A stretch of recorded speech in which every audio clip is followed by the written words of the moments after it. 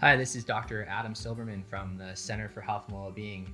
Today, I want to talk briefly about testosterone replacement therapy in men. I've been seeing a number of patients who come to me on testosterone replacement that may not have been fully evaluated in enough detail to have a personalized prescription prepared for them. Some of them, in fact, after investigation, are still producing significant amounts of their own testosterone and using herbal, lifestyle, and pharmaceutical approaches. We can support production of their own testosterone without relying on testosterone replacement. This can be helpful for a number of reasons.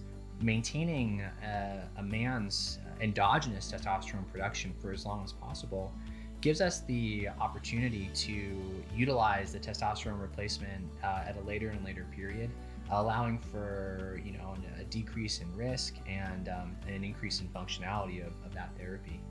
I'd suggest that if you're thinking about hopping on some testosterone replacement as part of your lifestyle and protocol, to reach out to one of our naturopathic doctors here, get some lab work done, get worked up, and that way we can see where this therapy may or may not fit into your protocol, and if so, how.